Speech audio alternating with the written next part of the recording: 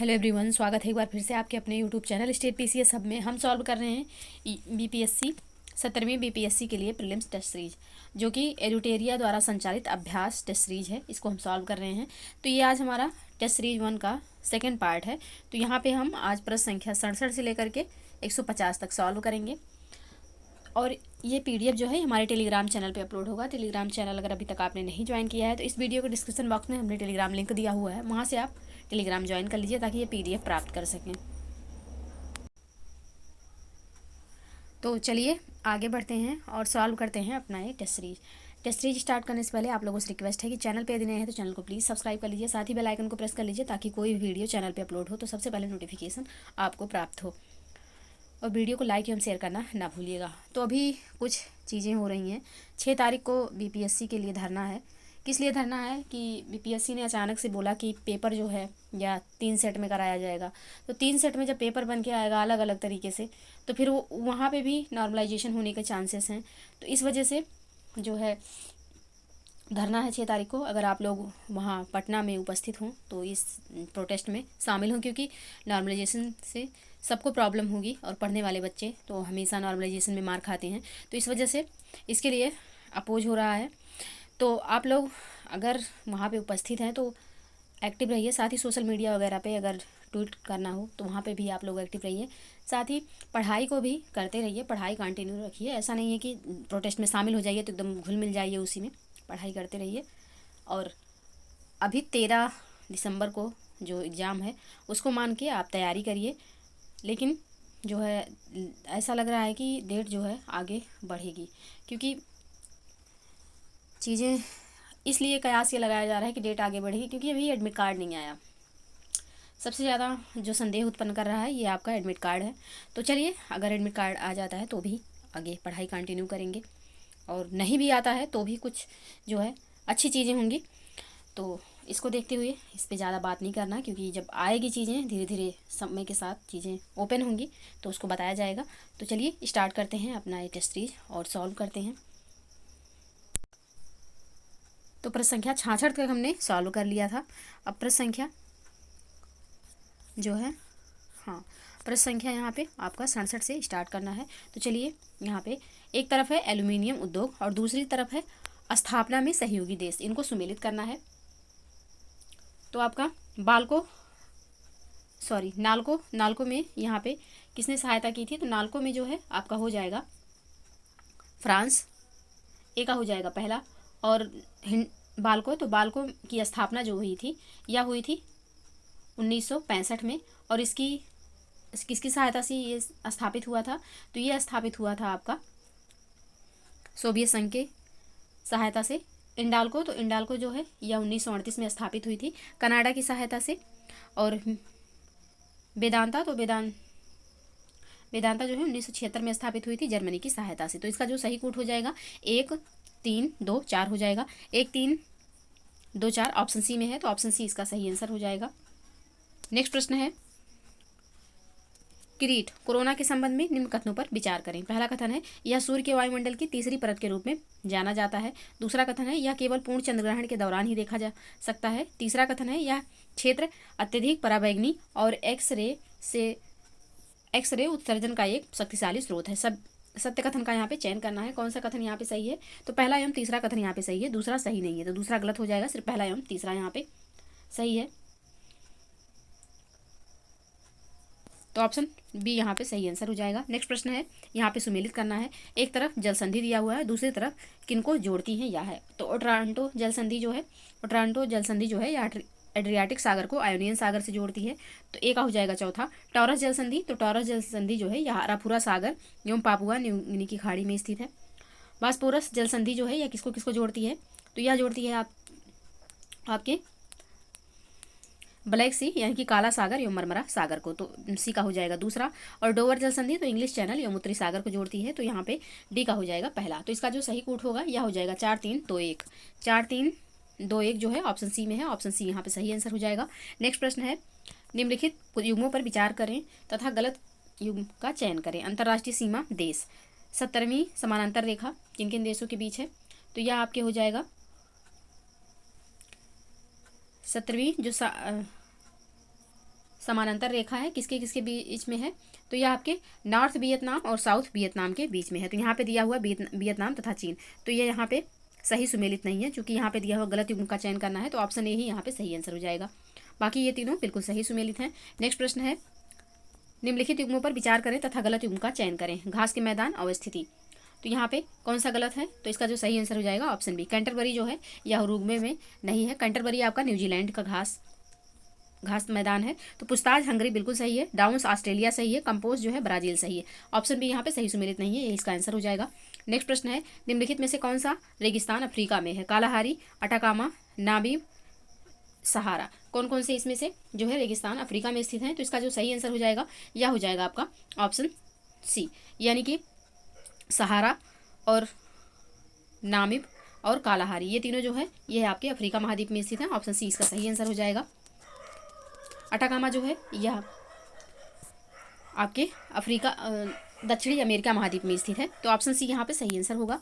Next प्रश्न है, अंतरिम सरकार 1946 के संबंध में निम्न युग्मों पर विचार करें। जान मथाई, कार्य खनन एवं ऊर्जा, लियाकत अली, वित्त, आसफ अली, रेलवे एवं परिवहन, जोगेंद्रनाथ मंडल, डाक एवं वायु, CH भाभा, वाणिज्य।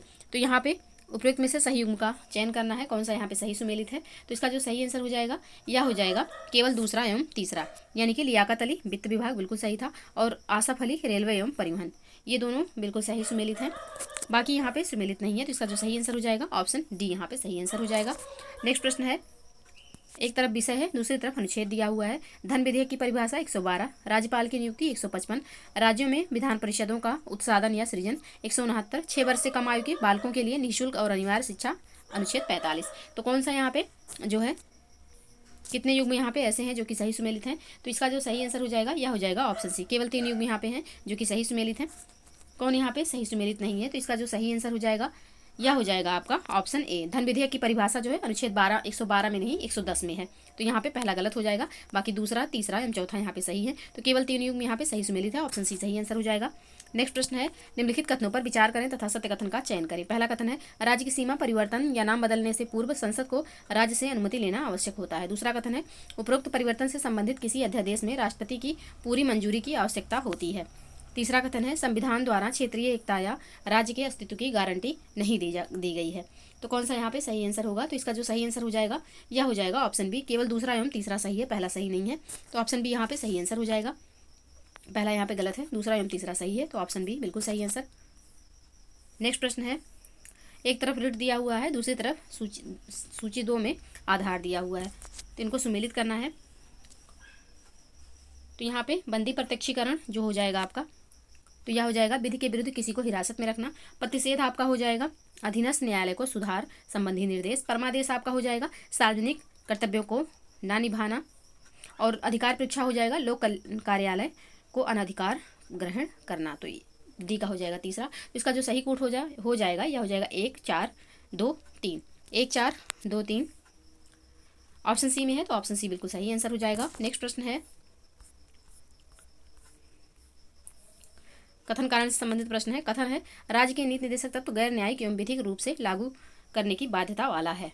कारण क्या है कि संविधान निर्माताओं के अनुसार देश में व्यापक विविधता एवं पिछड़ापन इनके क्रियान्वयन में बाधक होगा। तो यहाँ पे कौन सा इसका सही आंसर हो जाएगा, तो इसका जो सही आंसर हो जाएगा यह हो जाएगा ऑप्शन सी, यानी कि कथन गलत है बट कारण यहाँ पे सही है, तो ऑप्शन सी इसका सही आंसर होगा। नेक्स्ट प्रश्न है, सूची 1 को सूची 2 से सुमेलित करना है। सूची 1 में संविधान संशोधन है और सूची 2 में यहाँ पे मुख्य कार्य दिया हुआ है, इनको सुमेलित करना है। तो 61वां संविधान संशोधन किससे संबंधित है, तो 61वां संविधान संशोधन आपका मतदान देने की आयु जो है यह 21 वर्ष से घटाकर 18 वर्ष कर दिया गया, तो एक हो जाएगा दूसरा। 104वां संविधान संशोधन, तो यह जो है यह किससे संबंधित है, तो यह संबंधित है आपका अनुसूचित जातियों एवं जनजातियों के लिए लोकसभा में सीटों का आरक्षण 2030 तक के लिए बढ़ा दिया गया। 84वां संविधान संशोधन किससे संबंधित है, तो यह संबंधित है आपका 1971 की जनसंख्या के आधार पर, यहाँ पे सी का हो जाएगा चौथा। और 69वां संविधान संशोधन, तो यह हो जाएगा केंद्र शासित प्रदेश दिल्ली को राष्ट्रीय राजधानी क्षेत्र के रूप में घोषित करना। तो यहाँ पे इसका जो सही कोट होगा यह हो जाएगा 2 3 4 1, 2 3 4 1 जो है यह है आपका ऑप्शन सी में, तो ऑप्शन सी इसका सही आंसर हो जाएगा। नेक्स्ट प्रश्न है, जब किसी विधेयक या संकल्प में किसी भाग पर चर्चा नहीं हो पाती तो उस पर मतदान पूर्व चर्चा कराने के लिए प्रस्ताव लाया जाता है। रिक्त स्थान की पूर्ति करें। कौन सा प्रस्ताव लाया जाता है? तो यहाँ पे प्रस्ताव लाया जाएगा गिलोटिन। ऑप्शन डी यहाँ पे सही आंसर हो जाएगा। नेक्स्ट प्रश्न है, धन विधेयक के संबंध में निम्नलिखित कथनों पर विचार करें। पहला कथन है, धन विधेयक के संबंध में लोकसभा के अध्यक्ष का निर्णय अंतिम होता है, जिसे किसी न्यायालय, संसद या राष्ट्रपति द्वारा चुनौती नहीं दी जा सकती। दूसरा कथन है, धन विधेयक को केवल मंत्री द्वारा ही प्रस्तुत किया जा सकता है। तीसरा कथन है, धन विधेयक को राष्ट्रपति रोक कर रख सकता है। सत्य कथन का यहाँ पे चयन करना है, कौन सा कथन सही है। तो इसका जो सही आंसर हो जाएगा यह हो जाएगा आपका ऑप्शन डी। तीनों कथन बिल्कुल सही है, तो ऑप्शन डी यहाँ पे सही आंसर हो जाएगा। नेक्स्ट प्रश्न है, राज्यपाल की कार्यकारी शक्तियों के संबंध में निम्न कथनों पर विचार करें। पहला कथन है, वह राज्य के महाधिवक्ता को नियुक्त करता है। दूसरा कथन है, वह राज्य लोक सेवा आयोग के अध्यक्ष और सदस्यों को नियुक्त करता है और उन्हें पद से हटा सकता है। तीसरा कथन है, वह राज्य के उच्च न्यायालयों के न्यायाधीशों की नियुक्ति करता है पर उन्हें उनके पद से विमुक्त नहीं कर सकता। चौथा कथन है, वह राज्य निर्वाचन आयुक्त को नियुक्त करता है और उनकी सेवा शर्तें और कार्याविधि तय करता है। तो यहाँ पे कौन सा कथन सही हो जाएगा? तो यहाँ पे पहला एवं चौथा कथन सही है, तो इसका जो सही आंसर हो जाएगा यह हो जाएगा आपका ऑप्शन सी। पहला एवं चौथा कथन सही है, दूसरा तीसरा गलत है, तो ऑप्शन सी इसका सही आंसर होगा। नेक्स्ट प्रश्न है, सूची 1 में जो है अनुच्छेद दिया हुआ है, सूची 2 में विषय वस्तु दिया है। अब इसमें से कौन सा युग्म जो है यह गलत सुमेलित है? तो इसका जो सही आंसर होगा यह हो जाएगा आपका ऑप्शन ए। ऑप्शन ए जो 243 दिया हुआ है सीटों का आरक्षण, यह सही सुमेलित नहीं है, क्योंकि 243 में जो है आपका पंचायत के बारे में है, तो यहाँ पे पहला यहाँ पे सही सुमेलित नहीं है, बाकी बी, सी और डी ये तीनों सही सुमेलित है। तो इसका जो सही आंसर हो जाएगा यह हो जाएगा ऑप्शन ए। यहाँ पे पंचायत की अवधि के बारे में है, अनुच्छेद 243 के बारे में यहाँ पे दिया हुआ है कि जो कार्यकाल होगा यह 5 वर्ष का होगा। तो यहाँ पे ऑप्शन ई में सीटों का आरक्षण नहीं है, तो ये यहाँ पे गलत हो जाएगा, तो यही इसका सही आंसर है। बाकी तीनों ऑप्शन बिल्कुल सही सुमेलित हैं। नेक्स्ट प्रश्न है, निम्नलिखित कथनों पर विचार करें। पहला कथन है, समृद्धि का अर्थ है देश में वस्तुओं और सेवाओं की उत्पादन क्षमता में वृद्धि। दूसरा कथन है, आर्थिक समृद्धि का प्रमाणिक सूचक सकल घरेलू उत्पादन जीडीपी में निरंतर वृद्धि है। असत्य कथन का चयन करना है, कौन सा कथन यहाँ पे असत्य है? तो दोनों कथन सत्य हैं, कोई भी यहाँ पे असत्य नहीं है, तो ऑप्शन डी इसका सही आंसर हो जाएगा। नेक्स्ट प्रश्न है, आयात प्रतिस्थापन का अर्थ है। आयात प्रतिस्थापन का अर्थ क्या होगा? तो इसका जो अर्थ हो जाएगा यह हो जाएगा अंतर्मुखी व्यापार नीति। ऑप्शन ए यहाँ पे सही आंसर होगा। नेक्स्ट प्रश्न है, बजट 2024-25 के तहत निम्न में से किस मद पर सर्वाधिक व्यय किया गया? तो यहाँ पे किस मद पर सर्वाधिक व्यय हुआ? तो इसका जो सही आंसर हो जाएगा यह हो जाएगा ग्रामीण विकास पर। ऑप्शन ए यहाँ पे सही आंसर होगा। नेक्स्ट प्रश्न है, बजट के संबंध में असत्य कथन का चयन करें। कौन सा कथन यहाँ पे बजट के संबंध में असत्य है? तो ऑप्शन सी में जो दिया हुआ है कि वित्त मंत्रालय के राजस्व विभाग बजट तैयार करने के लिए नोडल निकाय है, तो यहाँ पे गलत है। ऑप्शन सी इसका सही आंसर हो जाएगा।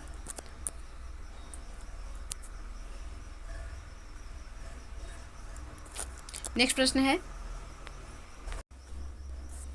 प्रश्न संख्या 87, मुद्रा अवमूल्यन के संबंध में निम्न कथनों में से कौन सा कथन सत्य है?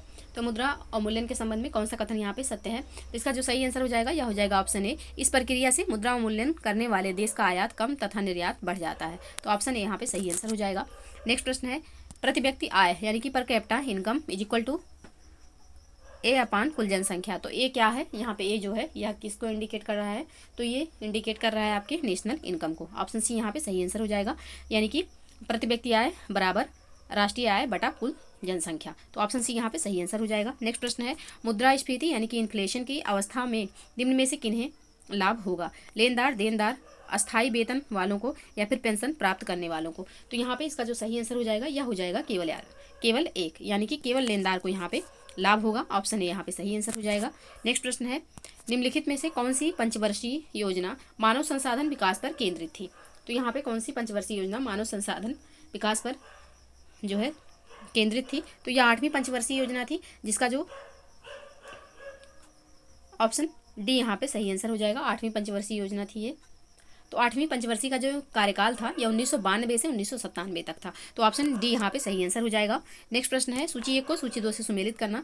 एक तरफ समितियां हैं, दूसरी तरफ विषय दिया हुआ है। भंडारी समिति, तो भंडारी समिति किससे संबंधित है? तो यह आपके क्षेत्रीय ग्रामीण बैंकों की पुनर्संरचना से संबंधित है।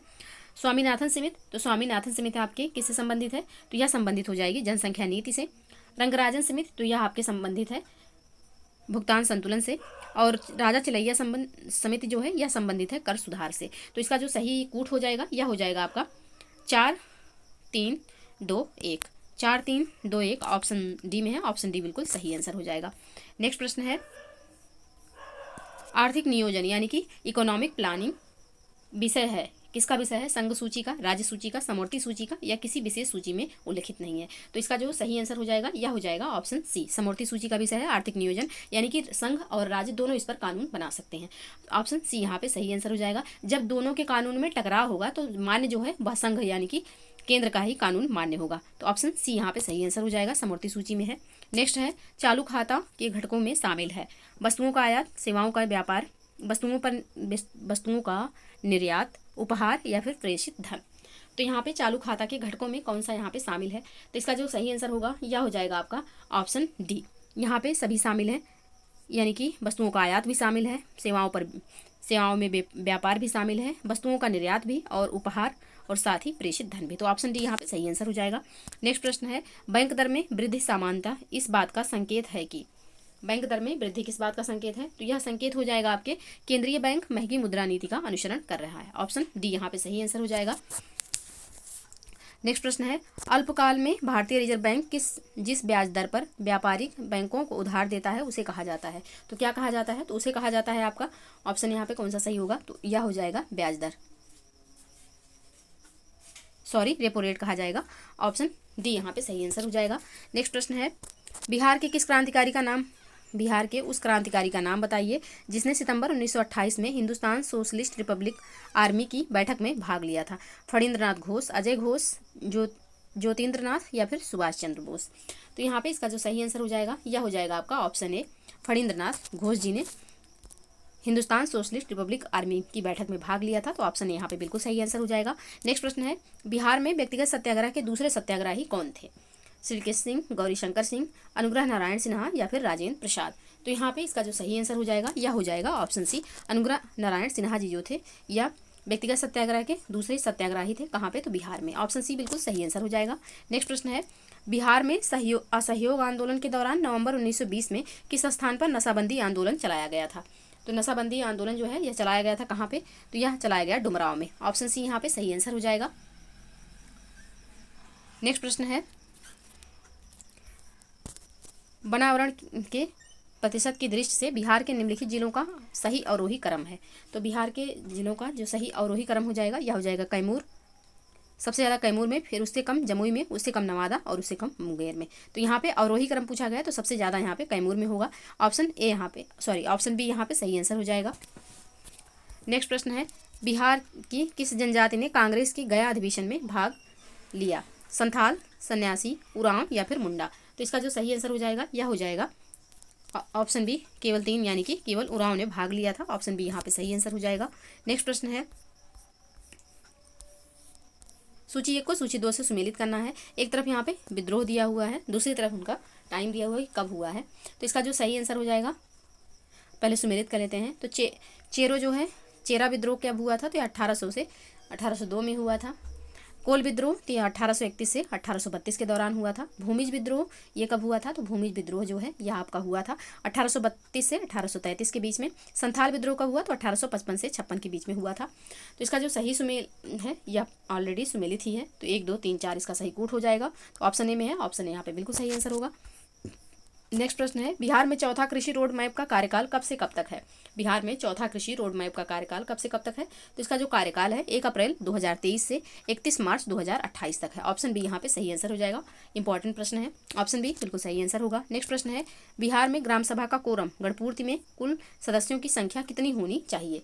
तो यहाँ पे कुल सदस्यों की संख्या 1/20 होना चाहिए, 1/20वां भाग होना चाहिए। ऑप्शन सी यहाँ पे सही आंसर हो जाएगा।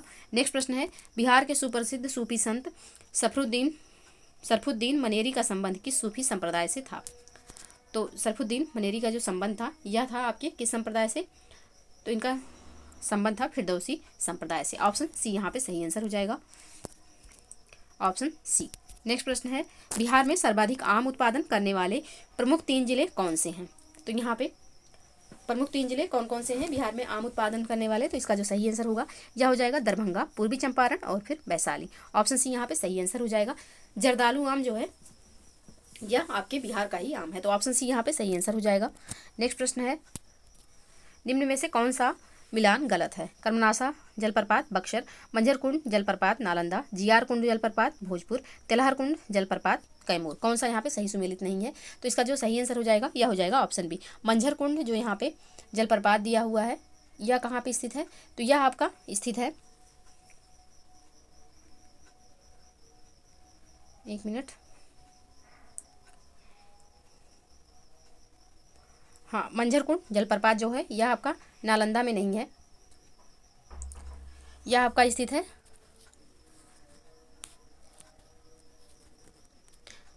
सहरसा रोहतास में। तो ऑप्शन बी यहाँ पे सही सुमेलित नहीं है, यही इसका आंसर हो जाएगा। बाकी कर्मरासा जलप्रपात बक्सर बिल्कुल सही है, जीआर कुंड जलप्रपात भोजपुर और तेलहर कुंड जलप्रपात तो कैमूर में स्थित है। तो ऑप्शन बी यहाँ पे सही सुमेलित नहीं है, यही इसका आंसर हो जाएगा। नेक्स्ट प्रश्न है, कथनों पर विचार करें। पहला कथन है, पटना उच्च न्यायालय का गठन भारत सरकार अधिनियम 1909 के अंतर्गत 3 फरवरी 1916 को किया गया था। दूसरा कथन है, पटना उच्च न्यायालय के प्रथम मुख्य न्यायाधीश सर एडवर्ड मेनार्ड डेस चैम्प्स केमियर थे। तीसरा कथन है, पटना उच्च न्यायालय के वर्तमान न्यायाधीश के विनोद चंद्रन हैं। चौथा कथन है, पटना उच्च न्यायालय पटना में मुख्य न्यायाधीशों सहित 29 न्यायाधीश हैं तथा 14 अतिरिक्त न्यायाधीश हैं। अब कौन सा कथन यहाँ पे सही है? तो इसका जो सही आंसर हो जाएगा यह हो जाएगा आपका ऑप्शन डी, यानी कि चारों कथन बिल्कुल सही हैं, ऑप्शन डी यहाँ पे सही आंसर हो जाएगा। नेक्स्ट प्रश्न है, निम्न कथनों पर विचार करें। पहला कथन है, बिहार में जूट के 3 बड़े कारखाने पूर्णिया, कटिहार एवं दरभंगा में स्थित हैं। दूसरा कथन है, बिहार पश्चिम बंगाल के बाद दूसरा सर्वाधिक जूट उत्पादक राज्य है। तीसरा कथन है, बिहार मखाना उत्पादन में देश का प्रथम और एकमात्र राज्य है। चौथा कथन है, लीची उत्पादन में बिहार का देश में दूसरा स्थान है। तो कौन सा कथन यहाँ पे सही है? तो पहला एवं दूसरा कथन सिर्फ यहाँ पे सही है, तीसरा एवं चौथा सही नहीं है। तो ऑप्शन ए इसका सही आंसर हो जाएगा। तो यहाँ पे इसका जो सही आंसर ऑप्शन ए हो जाएगा, क्योंकि लीची उत्पादन में बिहार जो है यह दूसरे स्थान पर नहीं,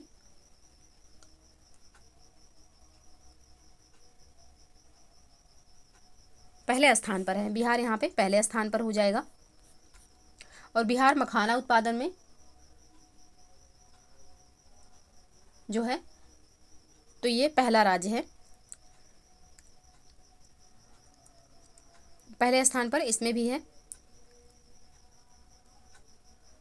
और ये जो यहाँ पे एकमात्र राज्य दे दिया गया है, इसी से ये कथन गलत हो जाएगा, क्योंकि मखाना और भी राज्यों में उत्पादित होता है। तो पहला स्थान तो है बट एकमात्र राज्य नहीं है जहाँ की बस मखाना यहीं पे उत्पादित होता है। तो यहाँ पे पहला एवं दूसरा कथन बिल्कुल सही है, लेकिन तीसरा एवं चौथा यहाँ पे सही नहीं है। तो ऑप्शन ए इसका सही आंसर हो जाएगा। नेक्स्ट प्रश्न है, बिहार की भौगोलिक संरचना चट्टानी प्रणालियों से बनी है। चट्टानी प्रणालियों का उनके विवरण से मिलान कीजिए। धारवाड़ चट्टान, तो धारवाड़ चट्टान का आपका हो जाएगा दक्षिण पूर्व बिहार जैसे मुंगेर, जमुई, नवादा, अभ्रक के निक्षेप पाए जाते हैं। विंध्य चट्टान, तो विंध्य चट्टान में आपका हो जाएगा दक्षिण पश्चिम बिहार, कैमूर एवं सोन नदी घाटी यानी कि रोहतास। तो बी का हो जाएगा चौथा। टर्शियरी में हो जाएगा बिहार के हिमालय तराई क्षेत्र में मुख्यतः पश्चिमी चंपारण। तो ऑप्शन ए हो जाए, सी का 1 हो जाएगा। क्वार्टनरी में हो जाएगा गंगा का मैदान। तो डी का हो जाएगा दूसरा। तो इसका जो सही कूट होगा यह हो जाएगा 3 4 1 2 3 4 1 2, ऑप्शन सी में है। तो ऑप्शन सी इसका सही आंसर हो जाएगा। नेक्स्ट प्रश्न है, असत्य कथन का चयन करना है। पहला है यहाँ पे, सोहर शिशुओं के जन्म पर महिलाओं द्वारा गाया जाता है, बिल्कुल सही है। कजरी यह सावन के समय युवक युवतियों द्वारा गाया जाने वाला लोकगीत है, बिल्कुल सही है। झरने नृत्य यह मुहर्रम के वक्त आयोजित किया जाता है, ये भी यहाँ पे सही है। चैता यह फाल्गुन माह में गाया जाने वाला लोकगीत है, गलत है।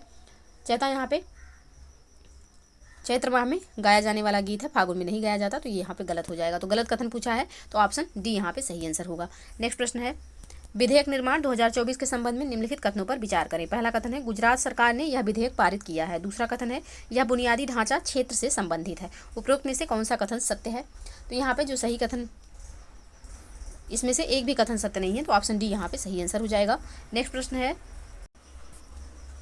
नेक्स्ट प्रश्न है, दिव्य कला मेला और दिव्य कला शक्ति के संबंध में निम्नलिखित कथन पर विचार करें। पहला कथन है, इसका आयोजन पर्यटन मंत्रालय द्वारा किया गया था। दूसरा कथन है, इसका आयोजन जयपुर में किया गया था। तीसरा कथन है, इसका उद्देश्य देश भर के दिव्यांग उद्यमियों और कारीगरों की प्रतिभा को उजागर करना है। उपरोक्त कथनों में से कितने कथन सत्य हैं? तो यहाँ पे इसका जो सही आंसर हो जाएगा यह हो जाएगा मूल्यवान। केवल पहला कथन यहाँ पे सही है, केवल यहाँ पे एक कथन सही है, ऑप्शन ए इसका सही आंसर हो जाएगा। क्योंकि यहाँ पे जो तीसरा कथन दिया हुआ है, इसका उद्देश्य देश भर के दिव्यांग उद्यमियों और कारीगरों की प्रतिभा को उजागर करना है। ये कथन बिल्कुल सही है, तो ऑप्शन ए इसका सही आंसर हो जाएगा। नेक्स्ट प्रश्न है,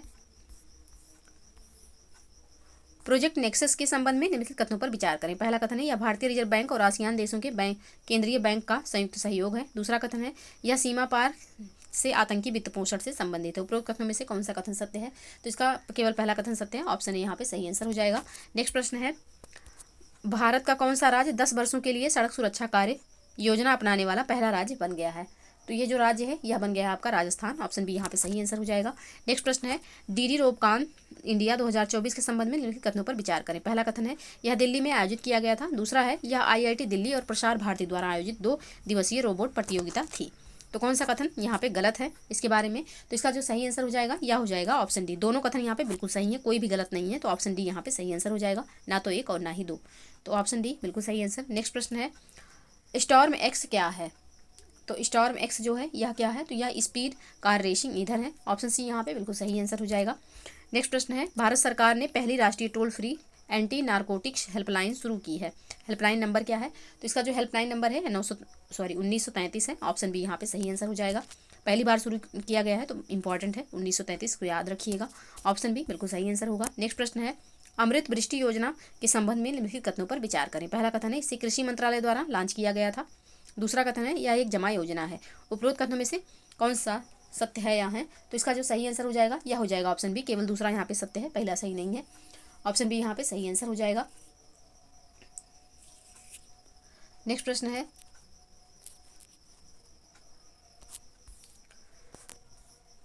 हाल ही में प्रधानमंत्री नरेंद्र मोदी द्वारा उद्घाटन किए गए ठाणे बोरीवली जुड़वा सुरंग के बारे में निम्नलिखित कथनों पर विचार करें। पहला कथन है, यह भारत की सबसे लंबी और सबसे बड़ी शहरी सुरंग है। दूसरा कथन है, सुरंग की लंबाई 10.8 किलोमीटर है। उपरोक्त कथनों में से कौन सा यह से गलत है? तो इसका जो सही आंसर हो जाएगा, केवल दूसरा कथन यहाँ पे गलत है, ऑप्शन बी इसका सही आंसर हो जाएगा।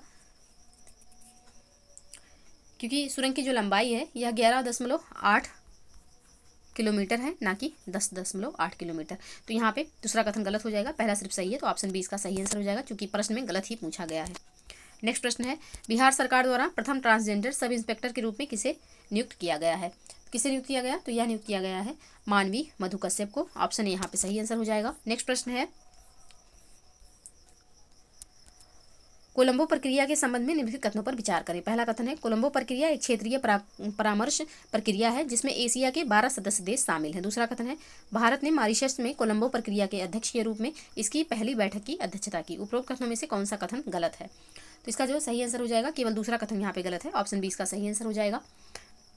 पहला कथन यहाँ पे सही है, तो ऑप्शन बी सही आंसर होगा। नेक्स्ट प्रश्न है, मिर्गी के दौरे को नियंत्रित करने के लिए पहला मस्तिष्क प्रत्यारोपण कहाँ किया गया? तो ये जो मस्तिष्क प्रत्यारोपण हुआ है यह किया गया है ब्रिटेन में, ऑप्शन सी बिल्कुल सही आंसर हो जाएगा। नेक्स्ट प्रश्न है, विश्व की पहली 100% हाइड्रोजन संचालित वाणिज्यिक यात्री नौका MBC चेंज कहाँ लॉन्च की गई है? तो ये जो है ये लॉन्च हुई है आपके सैन फ्रांसिस्को USA में, ऑप्शन सी यहाँ पे सही आंसर हो जाएगा।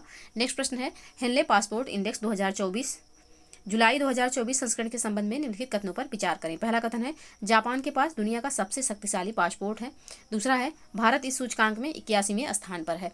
उपरोक्त कथनों में से कौन सा सत्य है? ये ऐसा पासपोर्ट है जो कि हर 3 महीने 4 महीने पे बदलता रहता है, और इसको अपडेट इसमें ढूंढने के लिए जो नया है सबसे रिसेंटली इसमें आपको 82 मिलेगा, और यही आप लोग याद रखिएगा कि इसका हेनले पासपोर्ट में भारत का स्थान कौन सा है? तो 82 स्थान पर है भारत। तो यहाँ पे इसका जो सही आंसर हो जाएगा यह हो जाएगा आपका ऑप्शन डी। दोनों में से कोई भी कथन सही नहीं है, ऑप्शन डी इसका सही आंसर हो जाएगा, क्योंकि हेनले पासपोर्ट इंडेक्स में जो पहले स्थान पर है वह सिंगापुर है, और भारत जो है 81 नहीं 82 स्थान पर है, यानी कि 82वें स्थान पर है। तो ऑप्शन डी यहाँ पे सही आंसर हो जाएगा। नेक्स्ट प्रश्न है, किस देश ने भारत को मोंगला बंदरगाह के टर्मिनल के संचालन का अधिकार दिया है? किस देश द्वारा दिया गया है? तो यह दिया गया है बांग्लादेश के द्वारा, ऑप्शन सी यहाँ पे सही आंसर हो जाएगा। नेक्स्ट प्रश्न है, लंबी दूरी के गाइड बम यानी कि LRGB गौरव के संबंध में निम्नलिखित कथन पर विचार करें। पहला कथन है, DRDO ने वायुसेना के सुखोई 30 MK-1 लड़ाकू विमान से अपना पहला सफल परीक्षण किया। दूसरा कथन है, यह हवा से छोड़ा जाने वाला 1000 किलोग्राम वजनी ग्लाइड बम है जो लंबी दूरी पर स्थित लक्ष्यों को भेदने में सक्षम है। तीसरा कथन है, इसे हैदराबाद स्थित रिसर्च सेंटर इमारत ने विकसित किया है। उपरोक्त में से उपरोक्त कथनों में से कितने सत्य हैं? तो इसका जो सही आंसर हो जाएगा या हो जाएगा, तीनों कथन यहाँ पे बिल्कुल सही हैं। ऑप्शन सी यहाँ पे सही आंसर हो जाएगा। नेक्स्ट प्रश्न है, निम्नलिखित कथनों पर विचार करें। पहला कथन है, इसरो और जापान अंतरिक्ष एजेंसी अपोफिस क्षुद्रग्रह का अध्ययन करने के लिए मिशन रामसेस की घोषणा की। दूसरा कथन है, अब तक सबसे शक्तिशाली गैर परमाणु विस्फोटक SEBX-2 चीनी सेना में शामिल किया गया है। उपरोक्त कथनों में से कौन सा सत्य है? तो इसका जो सही आंसर हो जाएगा या हो जाएगा, दोनों में से कोई भी कथन यहाँ पे सत्य नहीं है। ऑप्शन डी इसका सही आंसर हो जाएगा। नेक्स्ट प्रश्न है, विश्व बैंक द्वारा ease of doing business report के स्थान पर जारी की गई रिपोर्ट का नाम क्या है? तो नई रिपोर्ट जो जारी हुई है इसका नाम क्या है? तो इसका जो नाम है यह है business ready report. Option C यहाँ पे सही आंसर हो जाएगा। नेक्स्ट प्रश्न है, निम्नलिखित कथनों पर विचार करें। पहला कथन है, बांग्लादेश ने भारत के साथ अनुसंधान और सांस्कृतिक क्षेत्रों में सहयोग के आदान प्रदान के लिए मैत्री अनुदान की घोषणा की। दूसरा कथन है, मलेशिया ने आवारा कुत्तों को सड़कों से हटाने और उन्हें आश्रय स्थलों में भेजने के लिए नरसंहार कानून पेश किया। अब उपरोक्त कथनों में से कौन से कथन सत्य हैं? तो इसका जो सही आंसर हो जाएगा या हो जाएगा आपका ऑप्शन डी, यानी कि दोनों में से कोई भी कथन सत्य नहीं है। ऑप्शन डी इसका सही आंसर हो जाएगा। नेक्स्ट प्रश्न है, निम्नलिखित कथनों पर विचार करें। पहला कथन है, भारत के विदेश मंत्री एस जयशंकर ने ऑस्ट्रेलिया में मैत्री उद्यान का उद्घाटन किया। दूसरा कथन है, गेवरा और कुसमुंडा कोयला खदानें झारखंड में स्थित है। तो ये गलत हो जाएगा। ये दोनों खाने जो है छत्तीसगढ़ में स्थित हैं, खदानें ये झारखंड की नहीं है। तो दूसरा कथन तो बिल्कुल गलत है। यहाँ पे गलत कथन का चयन करना है तो पहला भी यहाँ पे गलत है, तो ऑप्शन सी इसका सही आंसर हो जाएगा। नेक्स्ट प्रश्न है, नेशनल इंस्टीट्यूशनल रैंकिंग फ्रेमवर्क यानी कि NIRF 2024 के संबंध में निम्न कथनों पर विचार करें। पहला कथन है, इसे यूनिवर्सिटी ग्रांट कमीशन यानी कि UGC द्वारा जारी किया जाता है। दूसरा कथन है, IIT मद्रास ने ओवरऑल कैटेगरी में प्रथम स्थान प्राप्त किया है। तीसरा कथन है, मैनेजमेंट कैटेगरी में शीर्ष स्थान IIM अहमदाबाद को प्राप्त हुआ है। चौथा कथन है, रिसर्च कैटेगरी में शीर्ष स्थान IISc बेंगलुरु बना। उपरोक्त में से कितने कथन सत्य हैं? तो इसका जो सही आंसर हो जाएगा या हो जाएगा आपका, केवल 3 कथन यहाँ पे सत्य हैं। ऑप्शन सी इसका सही आंसर हो जाएगा। नेक्स्ट प्रश्न है, निम्नलिखित युग्मों में गलत युग्म का चयन करें। गलत मिलान का यहाँ पे चयन करना है, कौन सा यहाँ पे गलत है। तो पवन टरबाइन स्थापित करने वाला देश का पहला टाइगर रिजर्व केरल है। झुमुर नृत्य का प्रदर्शन, तो झुमुर नृत्य जो है इसका प्रदर्शन कहाँ पे किया गया? तो ये झारखंड में नहीं किया गया है, गलत है। ऑप्शन बी ही इसका सही आंसर हो जाएगा, क्योंकि इनका मिलान जो है यह गलत दिया हुआ है।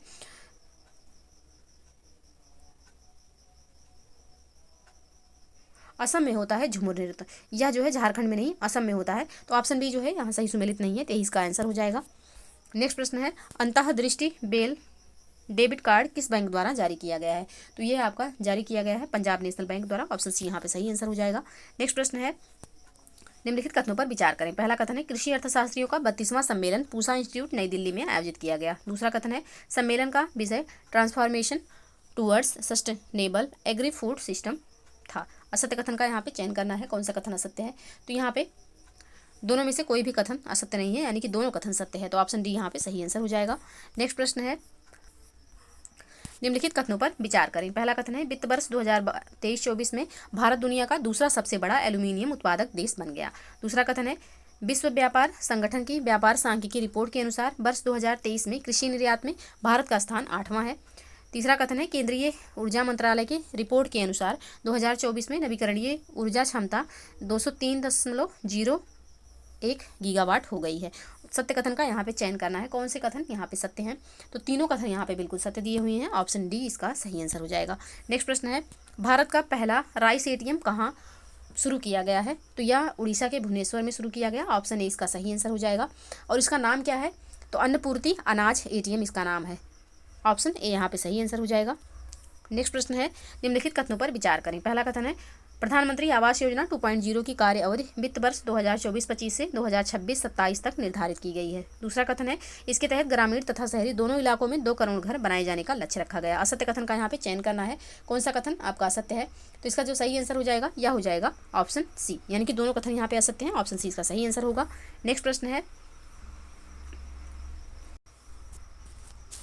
नेक्स्ट प्रश्न है, निम्नलिखित कथनों पर विचार करें। पहला कथन है कल्पा सुबर्णा चावल की एक किस्म है। दूसरा कथन है नलगंगा बेनगंगा नदी जोड़ो परियोजना गुजरात से संबंधित है। तीसरा कथन है पंजाब राज्य के मुख्यमंत्री द्वारा सभी फसलों को न्यूनतम समर्थन मूल्य पर खरीदने की घोषणा की गई है। चौथा कथन है मद्रास उच्च न्यायालय ने मंदिर में रखी मूर्ति को जीवित व्यक्ति के रूप में मान्यता प्रदान की है। उपरोक्त में से कितने कथन सत्य हैं?